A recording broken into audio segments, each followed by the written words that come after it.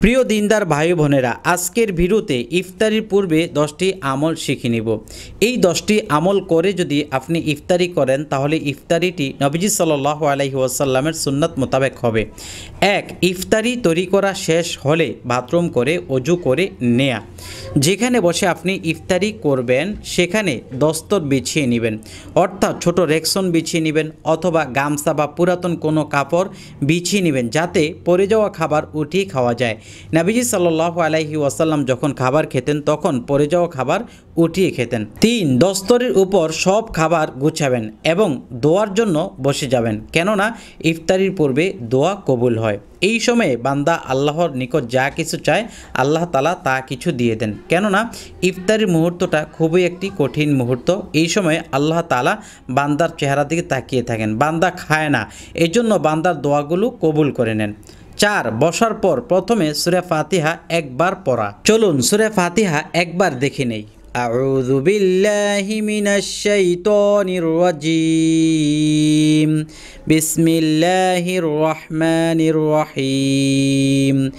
আলহামদুলিল্লাহি রাব্বিল আলামিন। আর রহমানির রহিম। মালিকি ইয়াউমিদ্দিন। إياك نعبد وإياك نستعين اهدنا الصراط المستقيم صراط الذين أنعمت عليهم غير المغضوب عليهم ولا الضالين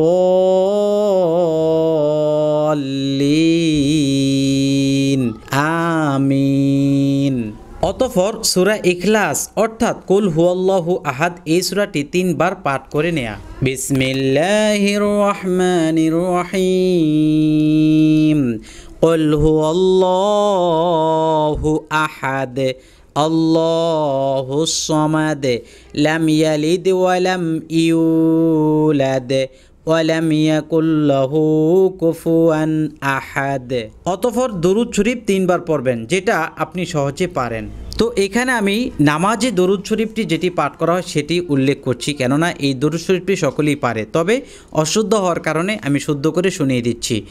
আল্লাহুম্মা সাল্লি আলা মুহাম্মাদ ওয়া আলা আলি মুহাম্মাদ কামা সাল্লাইতা আলা ইব্রাহিম ওয়া আলা আলি ইব্রাহিম إنك حميد مجيد اللهم بارك على محمد وعلى آل محمد كما باركت على إبراهيم وعلى آل إبراهيم إنك হামিদুম মাজিদ। উচ্চারণটি আপনারা ভিডিও স্কিপ করেও নিতে পারবেন। 7 নম্বরে ইসমে আজম পাঠ করবেন একবার, যেটা পরে দোয়া করলে সাথে সাথে আল্লাহ তাআলা দোয়া কবুল করেন। আল্লাহুম্মা ইন্নী আসআলুকা বিআন্না লাকাল হামদু লা ইলাহা ইল্লা আনতা وحده لا شريك لك الحنان المنان بديع السماوات والأرض يا ذا الجلال والإكرام। ইসমে আজম পাঠ করা শেষ হলে ইস্তিগফার 3 বার পাঠ করা, যেটা আপনার নিকট সহজ মনে হবে। আস্তাগফিরুল্লাহাল্লাযী লা ইলাহা ইল্লা হুয়াল হাইয়ুল কাইয়্যুম ওয়া আতুবু ইলাইহি। এইভাবে একবার আস্তাগফিরুল্লাহাল্লাযী লা ইলাহা ইল্লা হুয়াল হাইয়ুল কাইয়্যুম ওয়া আতুবু ইলাইহি 2 বার 3 বার পাঠ করবেন। এই ইস্তিগফার পাঠ করার অনেক ফজিলত রয়েছে। যে ব্যক্তি উক্ত কালিমাগুলোর সাথে খাঁটি মনে মাপ চাবে তার গুনাহ মাফ হয়ে যাবে, যদিও সে জিহাদের ময়দান থেকে পলায়ন করুক না কেন। এরপর মুনাজাত দিবেন, কান্না করার চেষ্টা করবেন, না আসলে কান্নার ভান ধরবেন। হাদিসে এমন ভাষ্য রয়েছে। দর্শক, মুনাজাতের সময় আল্লাহুম্মা আমিন বলে মুনাজাত দিবেন না। মুনাজাত দিবেন আল্লাহ পাকের হামদ উচ্চারণের মাধ্যমে এবং সানা পাঠ করার মাধ্যমে। এভাবে মুনাজাত দিবেন আলহামদুলিল্লাহি রাব্বিল আলামিন ওয়াসসালাতু ওয়াসসালামু আলা সাইয়্যিদিল মুরসালিন ওয়া আলা আলিহি ওয়া আসহাবিহি আজমাইন। এরপর এই দোয়াটি পাঠ করবেন, রব্বানা আতিনা ফিদ দুনিয়া হাসানা ওয়া ফিল আখিরাতি হাসানা ওয়া কিনা আযাবান নার। তারপর আরেকটি দোয়া আছে, রব্বানা যালামনা আনফুসানা ওয়া ইল্লাম তাগফির লানা ওয়া তারহামনা লানাকুনান্না মিনাল খাসিরিন। এই দুইটি দোয়া যদি পারেন পড়বেন, না পারলেও সমস্যা নেই। অতঃপর বলবেন, ইয়া আল্লাহ, আমার সমস্ত আমলগুলো কবুল করেন। এই আমলের হাদিয়া রাসূলুল্লাহ সাল্লাল্লাহু আলাইহি ওয়াসাল্লামের রূহ মুবারকে পৌঁছে দেন।